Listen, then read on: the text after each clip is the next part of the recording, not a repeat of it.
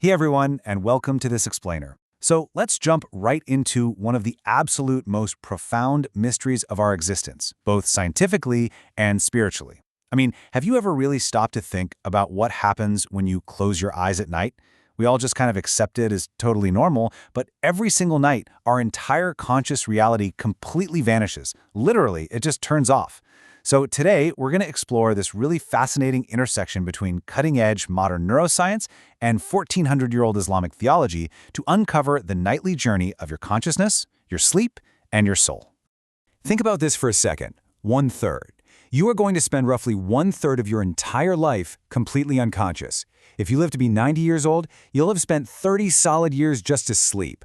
30 years! And yet, despite all of our incredibly advanced brain scans and medical imaging, science is honestly still completely stumped by what experts call the hard problem of consciousness.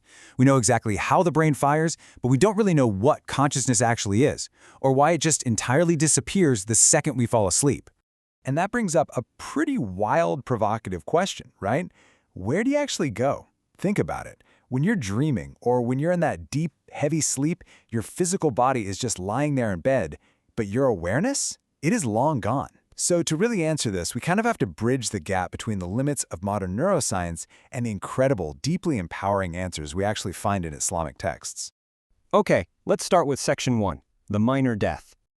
To wrap our heads around this, we have to look at the Islamic concept of the minor death. In the Qur'an and Hadith, sleep is literally never described as just some biological powering down mode for your body. No, it's fundamentally a metaphysical event. It is the temporary taking of the human soul.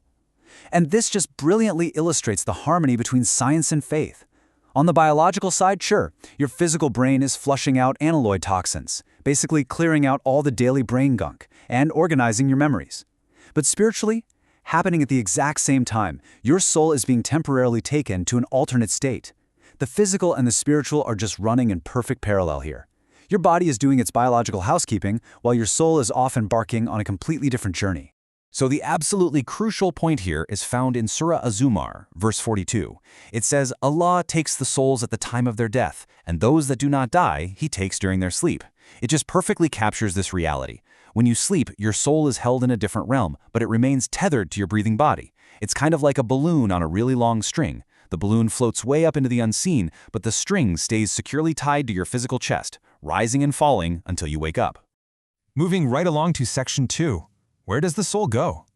Okay, so if the soul is leaving, where exactly is it going? And honestly, more importantly for us, especially as young adults trying to navigate a crazy, super distracting world, how can we actually influence this unseen journey? Well, this is where the spiritual empowerment of going to sleep with wudu, or a physical purification, comes into play.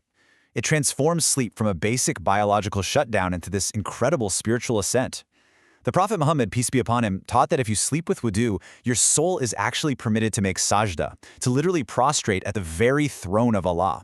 And on top of that, an angel literally stays by your bed all night long praying for your forgiveness every single time you turn over. You're basically scoring massive spiritual points while you're literally doing nothing but sleeping. How amazing is that?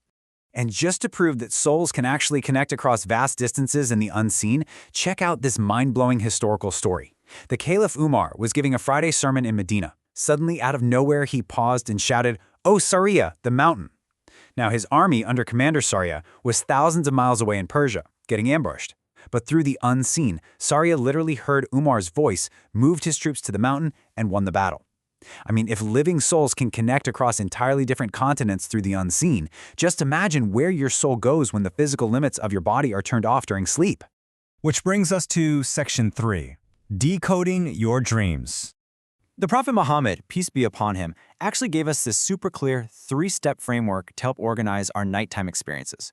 Number 1 is a true vision from Allah. This usually brings good news, guidance, or just a deep sense of peace. Number 2 is a distressful nightmare from shaitan, and that's designed purely to make you sad or scared. And then number 3 is basically just mind chatter. This is literally just your brain regurgitating your daily worries, that upcoming chemistry exam, or that video game you were playing right before bed. But hey, what about those really terrifying nightmares? Well, the Prophet taught this really beautiful metaphor. He said a bad dream is harmlessly tied to a bird's leg. It only falls and actually becomes a reality if you pull it down by obsessing over it or speaking about it to everyone. And you know, this is incredibly empowering. If you have a nightmare, ignore it, don't tell anyone, pray to rakas, and just move on. It literally has zero power over you. All right, Section 4, Overcoming Sleep Paralysis. So speaking of scary nighttime experiences, a lot of teens and young adults face sleep paralysis. You know, that absolutely terrifying moment when you wake up, but your body can't move, and you might even feel this heavy, creepy presence in the room. Biologically, your brain is woken up, but your muscles are still locked in REM sleep paralysis. But spiritually, Islam recognizes that this super vulnerable state can sometimes be exploited by the unseen, like the jinn. Now, reacting with cursing, frustration, and intense fear, totally ineffective. It just makes it worse. The effective way? Frame it as a test of your faith. Use sabr, which is patience. Recite Āyāt al-Tursi in your mind. Hold your ground. You hold all the power here because you rely on Allah, not on fighting shadows in the dark. Let's get into Section 5, Prophetic Hacks for Better Rest.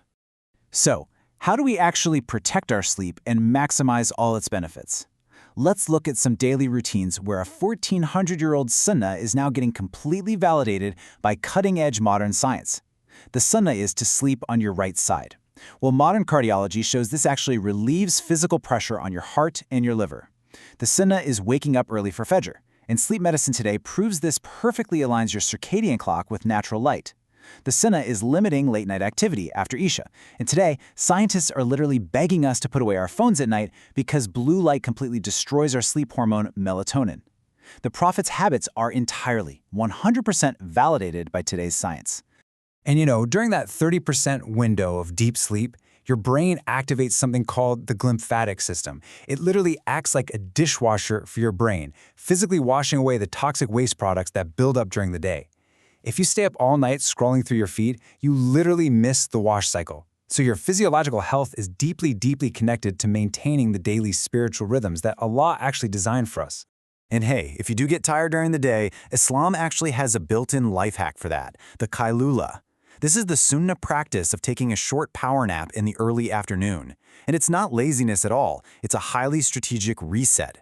In fact, organizations like NASA have heavily researched this, and they found that a short midday nap significantly boosts alertness, productivity, and your overall mood. But honestly, out of all these hacks, the real game changer is your intention. If you sleep just because you're tired, well, you get physical rest. That's it.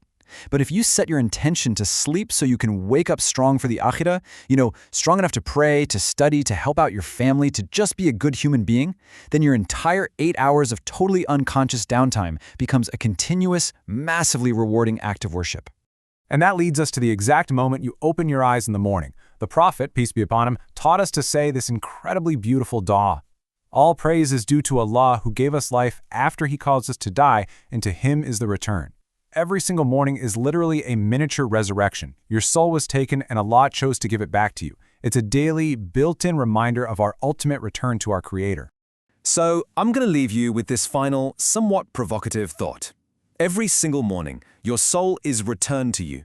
You survived the minor death, which means you are officially on bonus time. So what are you going to do with your extra day? Take charge of your sleep. Align your body with the science of your circadian rhythm, and elevate your soul with the sunnah. Thank you so much for joining me on this explainer, and I really hope you have a deeply peaceful and totally purposeful night's sleep tonight.